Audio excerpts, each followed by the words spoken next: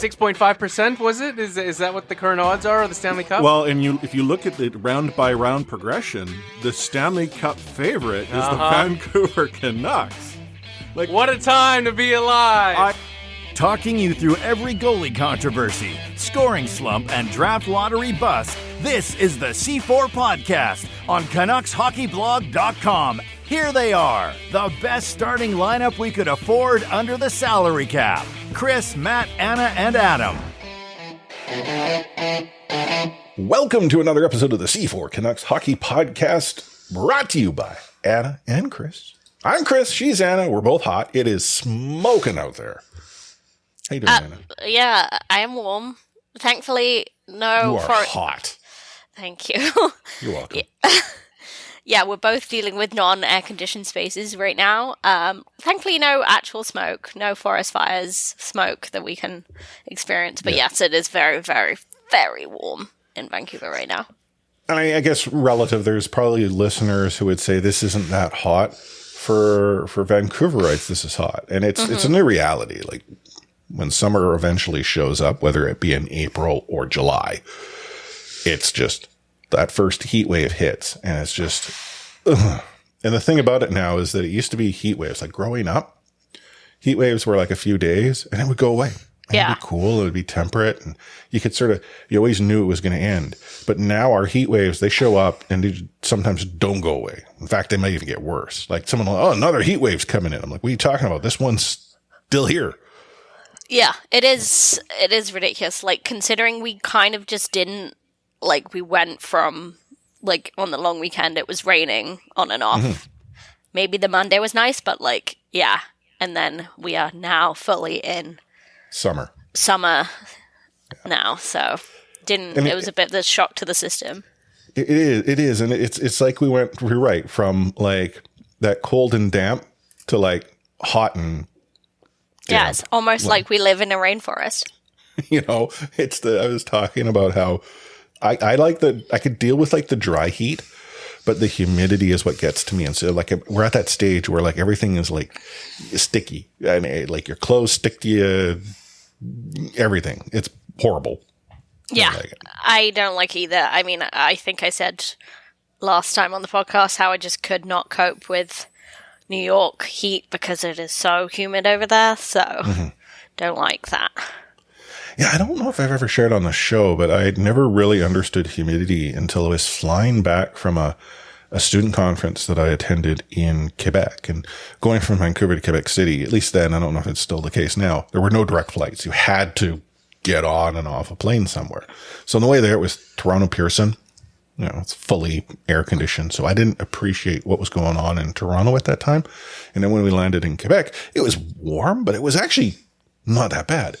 On the way home, we got off in Ottawa, and I walk off the plane, and it's like I walked into a wall. The humidity was like, that's what it feels like. Hello. Yeah. I do not like. No. Do not like. Anyhow, enough about me complaining about the weather. We're here to talk about the Vancouver Canucks since, the Stanley Cup's done. Yeah. Our prognostication did not come true. Thankfully. I love being wrong. And the Canucks had no draft picks. So, I don't think they even showed up to the draft in the Sphere. I mean, I am facetious. They had a few, but not for what mattered. Yep. Yeah. Free agent frenzy has taken place, and I had some sadness because the one player I said throw all the money at is no longer with the Vancouver Canucks. Instead, Jett Wu's back. Welcome, Jett. Yeah, we didn't say you were dispensable at all. Welcome back. Glad to see you. Sign that deal. That's not the reasons the door's in Vancouver, but again, I mean, you and I, this is before this was all happening, we were kind of wondering what's gonna transpire. Hey, Anna, did you hear the Vancouver Canucks? They got it. They got Jake. They did. They did get Jake. And just murmur the last name. Jake DeBrusk. Yeah. But not Gunsel. Unfortunately not. No. So we'll talk a little bit about that. I mean, it's summer season, so, all sorts of other things randomly that will pop in the head. But the NHL, because, hey, It's the summer. Why not go out with a bang? I decided to go and, rock the boat a little bit. Understatement of the century. Yeah, We'll that. get into that with a segment of F word. But before that, let's rewind. So, leading up to free agent frenzy, the Vancouver Canucks were obviously negotiating with a number of different people, looking to bring them back before free agency struck. One of them, I had really, really hoped that Zadorov would be one of the guys that they'd bring back. From the sounds of it, the number on an AAV side was close. But as we'll learn shortly, term probably not there. So Zadorov, not a Vancouver Canuck, but the players that are coming back. So Silas was qualified, doesn't yet have a deal, but he's back. Myers is back at $3 million by 3. I'm not surprised by Myers coming back. Like, I think everyone sort of understood player likes it here. Team seemed to buy into the fact that player in an appropriate role can play. Yes. And obviously that's a more reasonable paycheck.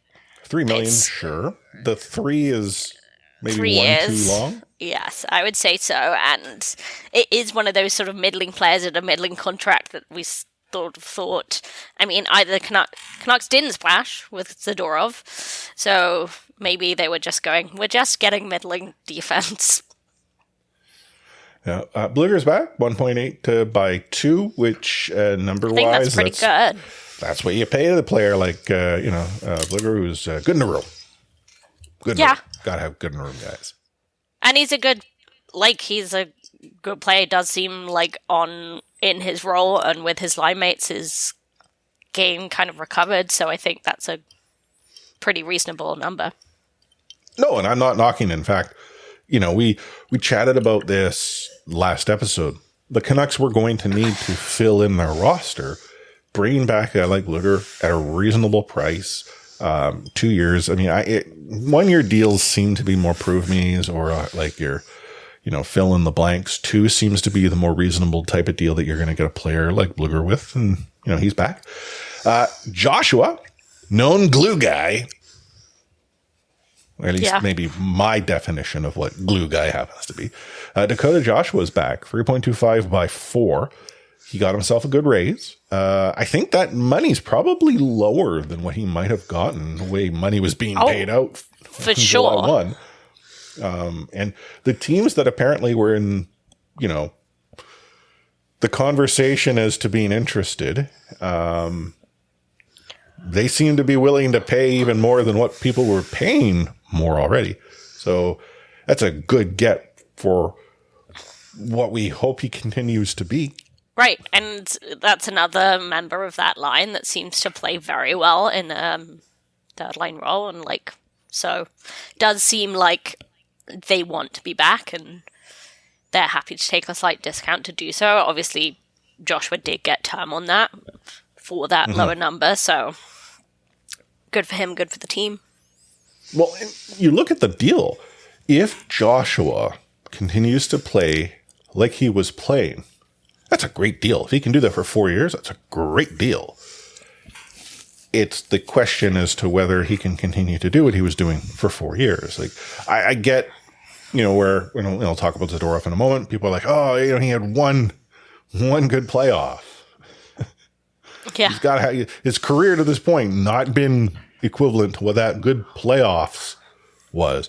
And not trying to take away from what Dakota has provided, but what Dakota was providing was not what we had been getting until really this season. Now, if he does it again this upcoming year, I buy into it.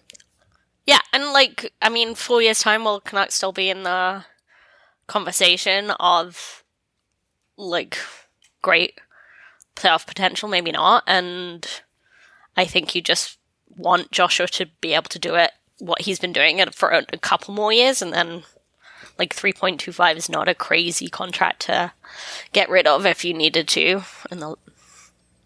closer to free agency. Yeah. UFA, I mean.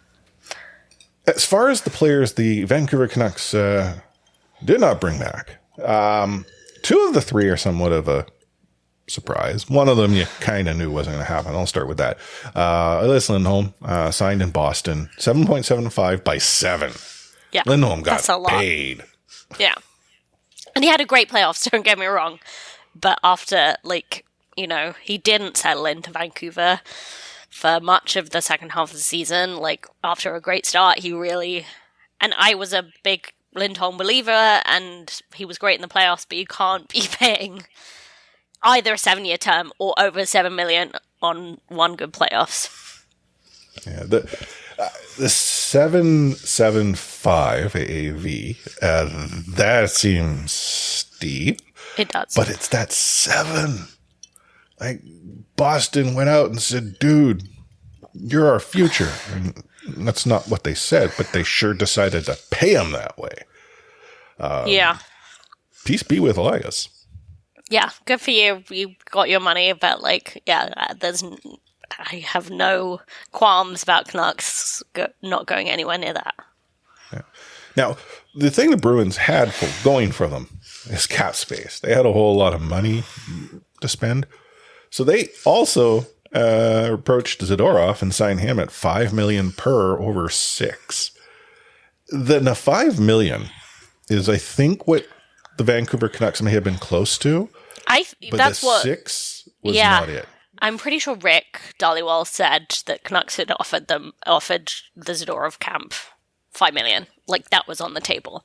Mm-hmm. So clearly it's the 6 that was not there.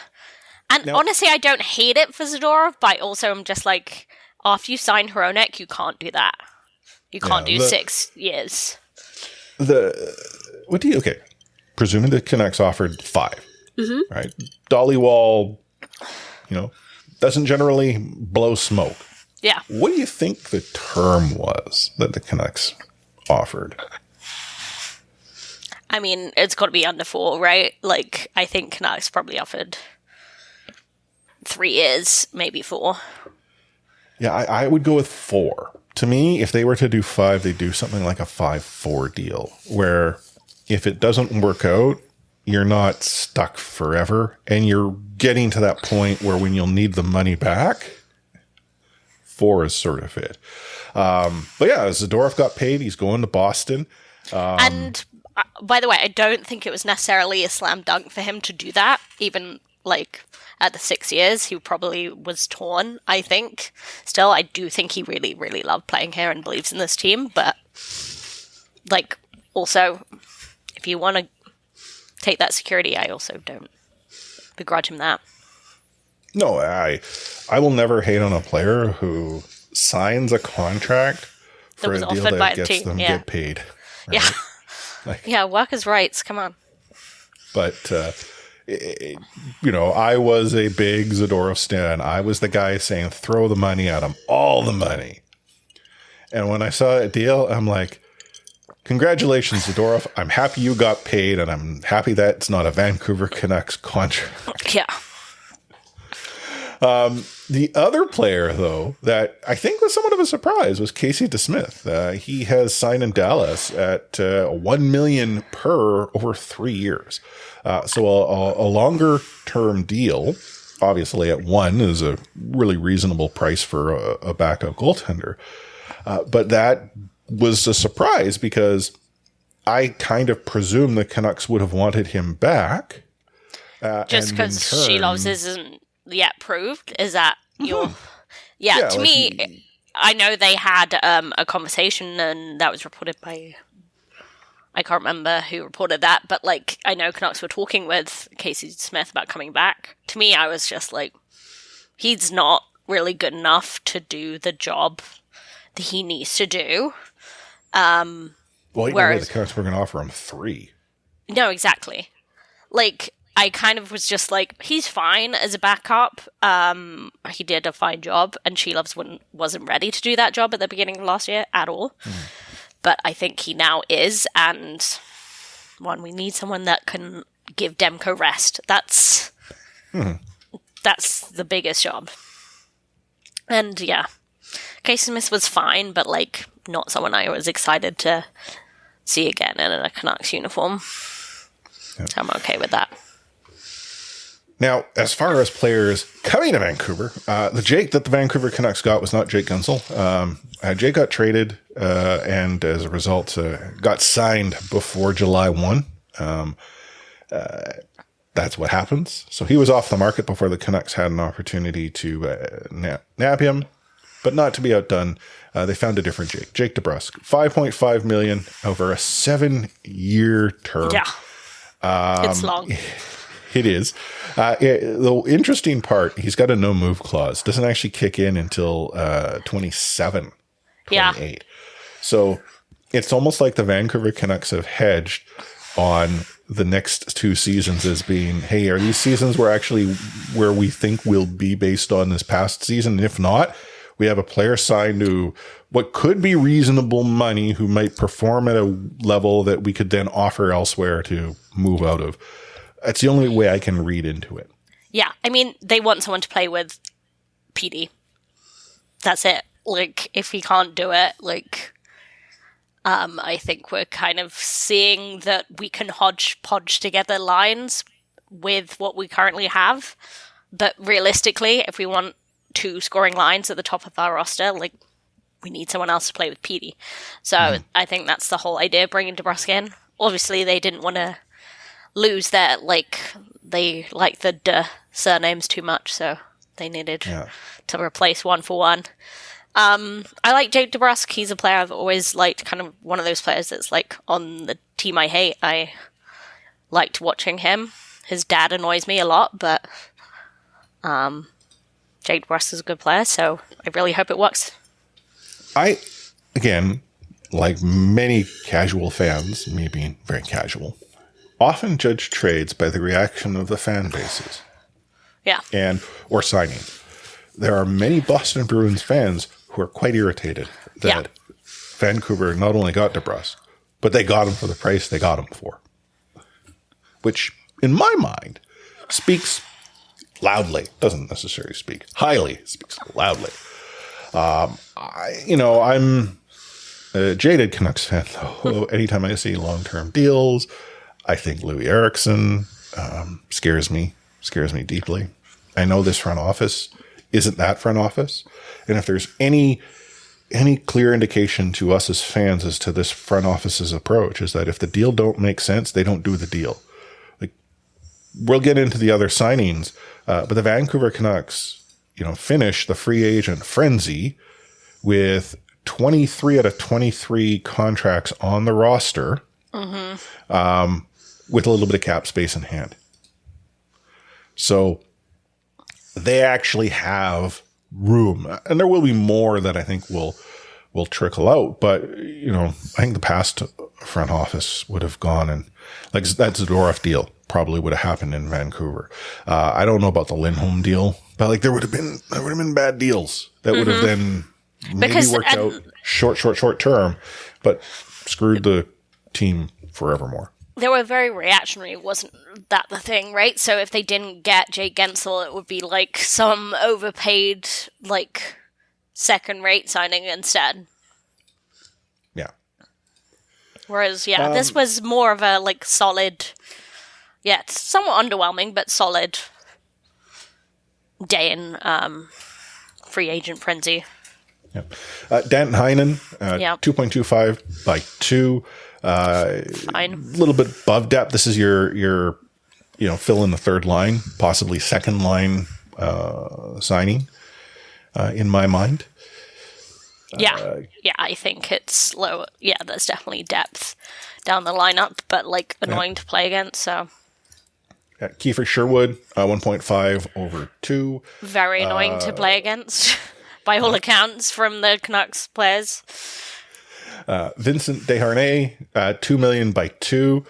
This is a signing where I wouldn't say there's concern, there's curiosity, because there's potential, but a player who is continually underperformed. Yeah. But for the price that the Canucks are paying him, we're talking, not JAG money per se. I mean, but yeah, going to be I guess elevated it's on just a blue like line that's kind of weak.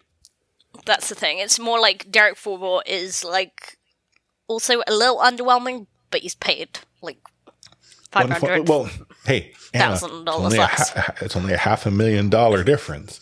The 1.5 by 2. But that's the thing is you have, Desharnais and Forbort who are your, you would think your third line pairing if you were to go that direction. But then what does that mean your second pairing is? It's a combination Tyler Myers, Carson Soucy, which Yeah. I don't know. Certainly a lot of like legs on that pairing. I don't know if you get points for that, but Yeah, maybe you do. And then the Vancouver Canucks signed Yuri Patera for $750,000 or 1 year. That is the Seelofts insurance. yeah, for sure. He like has 8 NHL games, I think, but like showed decently at AHL level behind a very, very terrible Henderson Silver Knights team. So Yeah, friend of the show Jay was actually liking that deal, which I find interesting because we're not talking about a key player, but I mean, he was like, I like the signing. I think this is good insurance, kid that can help build your depth on the crease. I think it's perfect for what it is, right? It's like Alvin has kind of emphasized that she loves, like, he is their bet, but at the same time, he, like, doesn't require waivers to go up and down, so they will do whatever is best for his development in terms of Abbotsford and stuff. So, whilst I do think She Loves is still the guy, yeah, it's good to have insurance with a guy like Patera. Yeah. Jett, who we had already mentioned, is back. He'll be in Abbey. Nate Smith, Yuri Patera will probably be in Abbey. He's, again, the She Lost insurance. Oh, my goodness. Sheldon Dries. Peace be with you. Dries, yeah. Sheldon Dries. Dries. Yes. I always say Dries. You always I correct know. me, and I never learn. At least by him not being here anymore, no longer a problem. I know. I will miss him as I think he was one of the most exciting players in Abbotsford's first year. Has he gone a little downhill from then? Yes, absolutely. He's been overtaken by people younger than him, but he was fun. And Team Sheldon is now no more. As I mentioned, Jake Gunsel will get traded to Tampa, who ultimately signed him 7 years, $9 million per. Would you have done that deal here in Vancouver? Yeah, probably. Yeah? I've asked a few people, and I haven't had anyone say no to that. And then my counter is, so you're telling me Jake Gunsel is worth more than PD, worth more than JT? Because, again, when you talk about over the course of the contract, yes. Yeah. But PD's going to be paid 11.6 from next year, so. Sure. Okay, fine. Fair. But yes, is he worth more than JT? Yeah.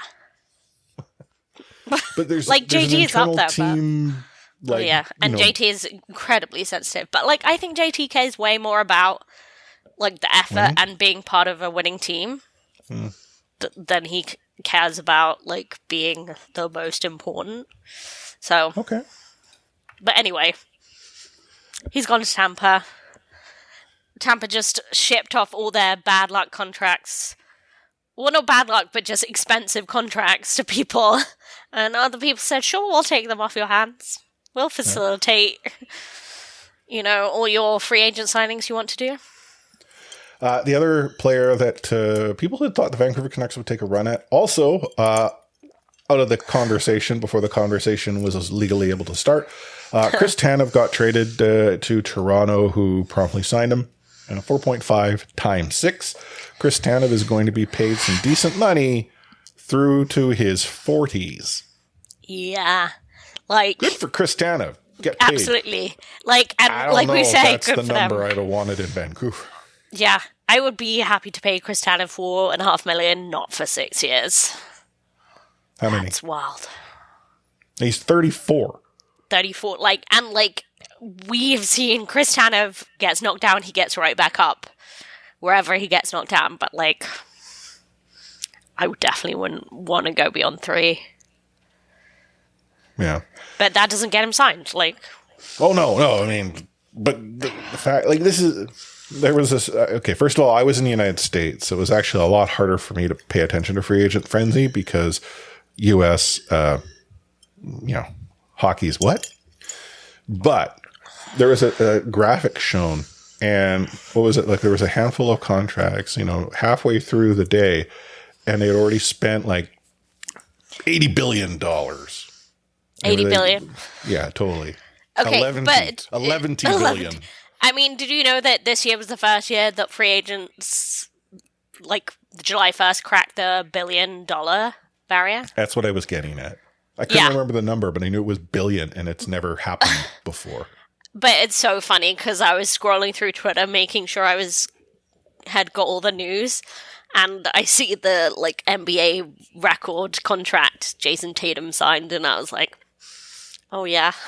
I was texting with my basketball friend, and I was like, "Yeah, the top earner in the NHL earns 12 point something a year," and she thought that was ridiculous. She was like, "Yeah, that's probably like a lower end person on a NBA roster." Yeah. Oh, anywho, not really Canucks related. Stamkos is no longer in Tampa. He is in Nashville. Yeah, it is interesting, that one, right? It's just like... Well, it sounds like the departure wasn't a pleasant one. Exactly, and it's just like, that's Steven Stamkos. Like, I mean, I know, you can't hold on to a player just for sentimentality, but, he's still pretty good. I just feel like that if there was really no common ground in terms of new deal, etc., there was just definitely better ways of handling it than they did. Yeah. Tyler Toffoli was another player the Canucks might have been interested in. He went and got himself paid down in San Jose. San Jose. Best of luck. It's San Jose, Tyler. Per times 4. So, good for Tyler in San Jose. Where future Vancouver Canuck Macklin Celebrini was drafted too. The younger Celebrini. Well, he's apparently doing his off-season training here in Vancouver. It'll be good to see the, last 2 first-round draft picks in Vancouver Canucks colors in a handful of years. It would. First overall, yeah. But if Canucks do continue the tradition of getting the other brother, right?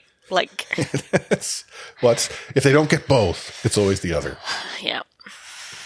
And then sometimes when there's many brothers, they'll get a few of them, but they don't get the one brother. Yeah. That totally works out. Okay, sidebar, this is off the rails, but July 1st also saw the, new season schedule release, and we won't talk about the other thing announced on July 1st just yet, but there were a few, interesting release videos. The Canucks had a sort of Netflix-style one that actually... It looked pretty good. I think they probably should have kept the player parts out of it because they were so obviously filmed on their iPhone at their beach house. That was just kind of cringy. But New Jersey did a fun one, so if you haven't seen that, I would encourage people to check it out. But I did find it funny. It was Dougie Hamilton and Curtis Lazar doing it, and it was just purposefully cringy, but it was pretty good. But they kind of sold the Canucks game as, Lazar going back to play against his old team. I mean, Curtis Lazar is a BC boy, so that was, I see the angle, but I'm you have, you're, the current Canucks captain is the brother of 2 of your players. That wasn't the angle you thought to go with? Maybe they're trying to be different. Maybe. Did any teams do the whole, talk to fans and have them guess the logos? Oh, yes, who did that? They did it with kids. And it was, one player's kid and their class. I want to say it's San Jose, but I can't be 100% sure. And they just, came up with new names for the teams. Because I think it's, the Tennessee Titans. Yeah, they were the first ones that did it, yeah. And it was always good to see, clearly people who know nothing about the NFL. And that's fine. There's probably logos that I'd look at. I haven't a clue. And if you made me guess, I would be sillier than all could be. Yeah. And I could name, I always enjoy those. Honestly, probably 15 NHL teams. I couldn't tell you what their logos are. So I think I'd be equally bad, with MLB or NFL. logos, even though I've heard of most of the teams. Yeah. Were there any other deals though that shocked the pants off of you? I mean, Seattle made a splash. They decided to, go and ensure Brandon Montour got himself a solid contract. Yeah. Yeah. I feel like there was another Seattle deal that was Chandler Stevenson. Oh, that was it. And I was just like, oh, okay. So you're getting desperate now. And I like Chandler Stevenson, but I wouldn't have maybe signed that deal either. Yeah. It does comfort me a bit that maybe Seattle have kind of had their time in the sun and they're not going to be a huge competitor in the immediate future, but yeah. Yeah, I'm okay with how the Canucks approached free agent frenzy. I will concede I don't know if what they've done makes them better. And I mean that in the holistic sense. Like, the blue line, there are question marks. I would say even with re-signing, re-signing Hronek, I would say it has gone worse. Right? Not hugely worse, but worse. Yeah, up front, if Jake DeBrusk and Petey become next level, and Brock Besser and JT Miller continue to play the way they were together, yeah, that's an improved Vancouver Canucks front line. I don't like. I mean, there's lots of what ifs, and we've seen these what if scenarios where if this goes and that goes and this goes and that goes, things will be better. The other thing to consider: the Vancouver Canucks aren't going to come in and surprise anyone. Like anyone who took the Canucks for granted last season is not going to do it again this season. I am quietly optimistic, but it's not like I don't feel. I'm definitely whelmed. I'm not underwhelmed, but I'm whelmed by the signings, right in the middle. I like how there needs to be more than one level or two levels of whelmed over and under. Now we're going to put it on a 5-point Likert scale. We're starting to introduce additional levels of whelm. Yeah, that's my level of whelm, right in the middle. We should throw that on a shirt. C4 logo. That's my level of whelm. Yeah. Marketing is totally a hobby of mine. Also, graphic design is our passion. Yes, very much so. We're doing the NHL Entry Draft a disservice, and that's, again, because the Vancouver Canucks missed out on day one and the first part of day two. Overall, before we get into the picks, what did you think of the event? It looked like something from a sci-fi dystopian movie. Okay. I don't disagree. I mean, you say it, I'm like, I could totally see that. I kind of enjoyed it in the Sphere. I thought that it was different. Like which they needed to do something. You want to make it like an entertainment production style event. That was pretty cool. Yeah, like literally I said they need to do something. Was the Sphere it? I don't know, but it honestly frightened me seeing the graphics. Well, I mean, every time there was a trade to be announced, the horn and the red light would go, and and everyone would boo Bettman, and then he'd make his customer. But I think you're going to like what I'm going to say. When is he going to stop making the Stanley Cup presentation about him? I want to know. Anyway. You know what? The moment that stops is when they start handing the cup to the owner. Ugh. So really, I'd rather Bettman try to make it about him, because it then goes to the team and then we can focus on that. Macklin Celebrini, no surprise, drafted first overall. He knew it. Everyone knew it. And I like how there's the suspense. Hey guys, is it Macklin? Yeah, Macklin? Yeah. Okay. Let's stay at the phone for a bit. I know. It's so funny to me that because it's literally like as soon as Sharks won the lottery, like I think Macklin Celebrini was there, right? And they interviewed him on the spot. Yeah, well, because he was like a junior Shark or whatever. He grew up through their program because his dad, was working for Golden State of the basketball teams. Yeah, he worked for Golden State. I only looked that up because I have a basketball friend that I am always trying to make the connection to hockey to get her interested. But yeah, like the whole, it's weird. You're on the clock, and like the timer's ticking away, and you can clearly tell, like they're on the clock, and the first like 30 seconds, they're just sort of vamping to get to that point, but then they get to the 30 seconds, and they're not getting up, and so let's continue vamping. Like it wasn't scripted that way. Anyhow, honestly, they should, I think, lose points for that, like real NHL points in the season.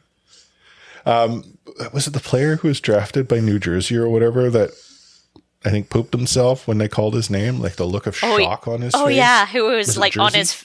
I'm trying to remember because he was on his phone, and wasn't he picked at the number he was rated? And I was like, "Why aren't you paying attention?" I don't think so. I think like because there were a couple off the board picks in early going. I think he was one of them. Like fair. The look of shock though was like, oh my God. And his parents shared that. Like, that's for me, that's where it was like genuine, like, oh my God. Right. Unexpected. I love those moments because it's the genuine, reaction that, hopefully he's a good kid. Hopefully. Vancouver Canucks, though, they did get a pick in the third round, drafting Melvin Fernstrom, 93rd overall. They followed up with Riley Patterson, because you always need the Tersons on your team, 125th overall, round 4. Anthony Romani, 162nd in round 6. Parker Alkos, 189 in round 6. Basil Sansonens in 7th round at 221. I know nothing about any of these kids. I can't pretend to be an expert on people picked a 93rd overall and below. But people smarter than us about the draft are pretty happy. Like, it seems like at least the first 3, maybe 4 picks were rated higher than they were taken. So Canucks got... And, yeah, good deals with that. Melvin... He said in his video Ferntrum, but he said it very fast, so I can't be sure that's how it's pronounced. But seems like a hard worker, seems like a good kid. We'll see what happens in the next few years. Riley Patterson and Anthony Romani did well at development camp this week, which is as much as you can ask. Up the hill, though. No, because that's impossible, because those guys are superhuman. Yeah. So if you are a relatively new listener to the show, post-draft, most teams run like a development camp, bring all the young kids that they just drafted and a few that they drafted years past to the city or to somewhere. They go through the motions, talk a little bit about, the team, what have you, introduce the culture. And the Vancouver Canucks have, for as long as I remember, done a team building event where these young kids have to head up the Grouse Grind. So the Grouse Grind is a trail that goes up Grouse Mountain. That mountain for me is ascended by a gondola. But by, those who are not me, they can decide to walk up the mountain. The kids generally complete it around an hour, a little bit below. Usually these are, very in shape, fit, young people. The Sedins, when they were players, used to set the bar and constantly beat everyone up the mountain. They're 122 now, and they're still beating everyone up the mountain. I mean, didn't they? Daniel Sedin did I don't know, it was 10 or some odd trips up and down the mountain for a charity. Yeah, that was last year. And when they were players, they used to ride their bikes, right, from Richmond to Grouse. So that's across an entire city, and then do the grind. Yeah, they're I can't remember what player it was, but they're not human. Yeah, which is was it Aiden?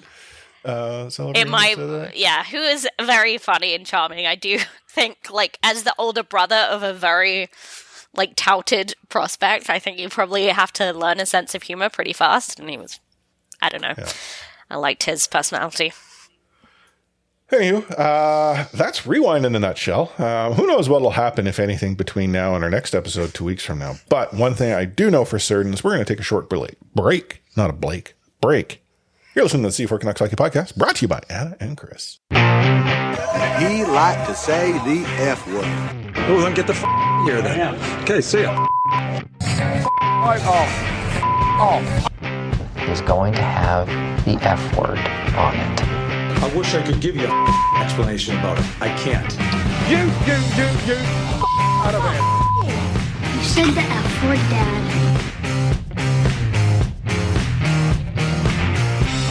You called me the F word. I'm not entirely sure if the NHL decided to release this news on what is typically a holiday, using the PR handbook that you release bad news on Friday afternoons or holidays or weekends when the traditional print media are apparently not around, or if they thought in releasing this news in conjunction with an event that has almost all hockey related eyes looking elsewhere was the way about it. But the NHL decided that it was about time to lift the suspensions that they had placed on Stan Bowman, Al McIsaac, and Joel Quenneville for their actions or inaction. Mm-hmm. Depending on your perspective, as to what transpired with the Chicago Blackhawks in Kyle Beach. Yeah. I don't get it. I'll be honest. I really don't. The NHL tried to say that they've all gone through different programs and they've learned their lessons and they've pledged to be better people. How is it that these three individuals who all had different experiences that were defined and they had agreed to as to happening, are suddenly all magically rehabilitated at the same point in time? Yeah, it's weird, huh? How convenient that they're able to, be like rehabilitated in time for the NHL to announce it on free agency day when everyone was looking the other way. Mm-hmm. We have no details about what that rehabilitation looks like. I'd love to know what work they actually did to really show that they have learnt what they did and the damage they have caused. To me, I think they should never be working in the NHL again. That's my response, but other people may think differently, but I think you really have to be persuaded that they deserve another NHL job. Not they shouldn't be meeting a bare minimum. It should be, the default position should be banned, suspended, until they prove beyond all doubt that they have learned their lesson and that they won't endanger other NHL players in the future. Well, I mean, they promise not to, but yeah, the cup. Really, what has anyone involved in that got as punishment? A couple of years not working. Chicago has got the best player, maybe the best player of his generation, but certainly one of the best players in a long time. They got a very paltry fine, and that's it. Kyle Beach, they're currently and the Chicago Blackhawks are currently dealing with a second lawsuit from John Doe 2. Shouldn't that preclude anyone involved? No. Anyone from working? You're trying to manipulate the truth. Yeah, we're in a post-truth era. Oh God. The fact that NHL teams have been punished harshly for things not related to human decency it should explain everything that we need to know about how the NHL approaches these things. Like the New Jersey Devils ended up losing a first-round draft pick, got fined into oblivion for something that, they broke salary cap rules. But hey, it's perfectly fine to facilitate the abuse of a player and then bury it. Yeah, like this totally fine. Yeah, this wasn't it wasn't a negligence. This isn't what happened. It wasn't a they didn't investigate. It was like everyone knew what's happened. Not only did they endanger Carl Beach, but like they allowed Brad Aldrich to go on and abuse other people, including minors, by not dealing with it. And everyone knew. All the players knew. All the management knew. And they did nothing. You and I are not shocked, I think, nor surprised by this. This is just the NHL's way of being. Hockey culture allows for this. You and I may not agree with any of it. We may think it's wrong. But, for someone who will tell me this is not hockey culture, I mean, it doesn't take very far to look at how hockey culture adapts to new things or different things. So Seattle Kraken have replaced their coaching staff. They brought in Dan Bilesman, who is coaching the who's it team down in Arizona? Coachella Valley, Thunderbirds, Firecats. I don't know what it is. Firebirds. There we go. I think they're Firebirds, yeah. Okay. I was going to get to it eventually.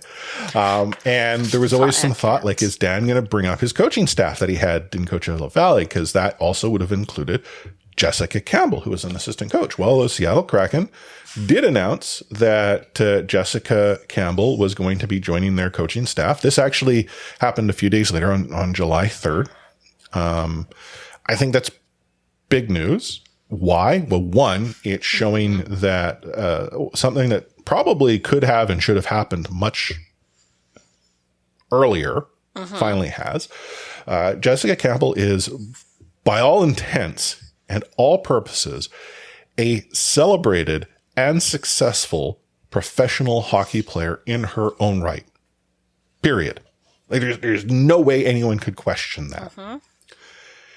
Yet, hockey culture sees this and decides that it's perfectly fine to question her ability to coach in the NHL because she's never played in the NHL, which is interesting because, Anna, there are a lot of coaches in the NHL who've never played in the NHL. Did you know that? Yeah. But no one brings it up if they're men. Yeah.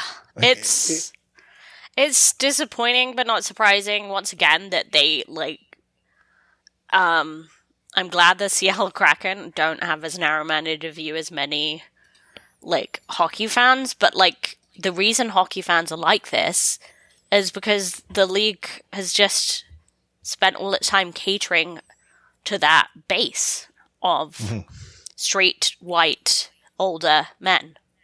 And they said, they are not expanding or not doing the work to expand that fan base whatsoever. Seattle Kraken seem to be doing the work. We'd like to see just more of it around the league. Yeah. And, specifically to Jessica's promotion from Coachella Valley to Seattle, there are multiple reasons why it makes sense. Outside of her ability as a hockey player who has made the transition to the coaching ranks, Seattle's desire is to essentially elevate what they had in Coachella Valley, have this developmental sort of pipeline feed into the big club, sort of do a reset from their inaugural expansion seasons, which is sort of what they had been, doing previously under Dave Haxtell. So her having that knowledge of all of these players within the developmental stream coming in is no different than Bilesma, previously. So it again makes sense. Like when I saw this, big news. I'm not going to deny. I think it's extremely big news that an NHL team has elevated a woman to a on the bench assistant coaching role. But beyond that, she deserves the job. Yeah. I don't see how someone can say she doesn't. There's so many reasons why that makes sense. But to see the replies, to see the comments, it's so disheartening.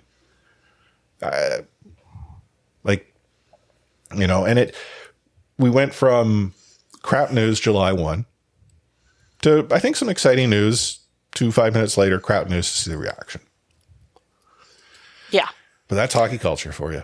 It really is. Like, don't think of this as like NHL being lazy. I talked about them not doing the work, which is true, but like, this is like who they are.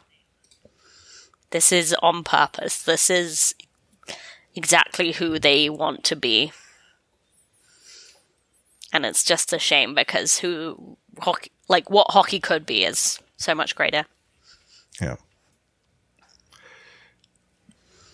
I feel kind of down that we're ending this episode on this news, but I don't know how to recover from this point. This is real stuff. This is stuff we talk about. We don't shy away from it. And I think I'm maybe being pessimistic in my approach here. I don't think this will be the last time we'll be talking about something like this over the course of the off season. Simply because, I mean, case in point, look at last season's off season. It was a whole lot of NHL bad news, mistake over mistake, because that's just a normal day in the office for the league. Mm-hmm. Yeah, unfortunately, like, this is where we end up way too often. So here we are, end of a show, end of an episode. We'll be back again in 2 weeks' time. We're in our, obviously, off-season schedule. That means you'll get another episode before July is done. Hopefully, maybe you and I will survive the heat. Maybe another heat wave will have shown up. I do not know. But got any final words of wisdom you care to share? I think it would be an appropriate time to say slip, slop, slap. And that is... Is that sunscreen related? Well, yeah, it's an Australian maxim, and they know a thing or two about surviving in the heat. Okay. Slip on a t-shirt, slop on some sunscreen, slap on a hat. Slip, slop, slap. Slip, slop. Okay. I thought it was just 3 different types of sunscreen. No, just 'cause, like, sun protection, you know? My go-to when it's stupid hot is like shirt off, because I hate the sticky clothes part. But then it could be the type of clothing I'm wearing. Like maybe I should get linen or something like that. Like, yeah, but I think in general, it's like if you're exposed in the heat for, you need to be I suffer covering up. Heat-related stresses far too regularly, and I don't handle it at all well. Final words of wisdom from me. If you're happening to go on a road trip, don't buy your daughter a book of jokes that she can read while in the car. That sounds great, actually. Oh, it was very fun. Very, very fun. I mean, I like that she's into the book and she's reading, and, some of these jokes are great jokes. It wasn't by any chance the Ha Ha Bunk book, was it? I can't remember the title. Okay, because that's a great kids joke book. Highly recommend. My wife had bought it for her as a sort of, here's something once we got down to, went to Seaside, Oregon. I don't know if I had shared that. And then on the way back from Seaside, my daughter's reading this book, and then it is just nonstop. Like, it's like a 6.5 hour road trip plus stops. And I heard all the jokes, all of them, constantly. I hope you laughed every time. I hope you're a good audience. Daddy was too focused on driving to be able to engage in the jokes. That's a shame. I did on occasion shout out the out answer here and there. If you'd like to support the show, the easiest way to go about that is to go to buymeacoffee.com/C4podcast, or as Anna and I like to call it, Buy me a pint. And you can contribute either a one-off amount to quite literally buy us a pint. And it's hot, so we'd totally be appreciative of it. Nice cold pint of something. But if you'd like to support us more regularly, you can contribute either on a monthly or annual basis. And anyone who does annually gets one of those exclusive C4 podcast stickers, which are very, very elusive and exclusive, unless you happen to be in the United Kingdom, where they're pretty much on all the buses that are going to get retired out of London, which I heard was news. The Boris bus is going to get pulled off the road in a few years. Sure. Something like that. It is a nice sticker, though. We also have C4 Discord for anyone who wants to take part in a conversation. I can talk about pretty much anything, and that is discord.io/C4 podcast. And we're on all the socials. We are at the C4 podcast, except on Threads, where we're at the real C4 podcast, because we're not fake there. Not that we're fake anywhere else, but, it's the way of the social media world. I continue to be baffled by Threads, so sorry. Well, you do Twitter, X, whatever the hell it's called. I'll do Threads. We got both bases covered. There we go. Not sure who's doing TikTok. Future plans. So on behalf of Anna, A4Scythe03, and myself, Chris at Lightforce, I'm signing off this episode with We Out.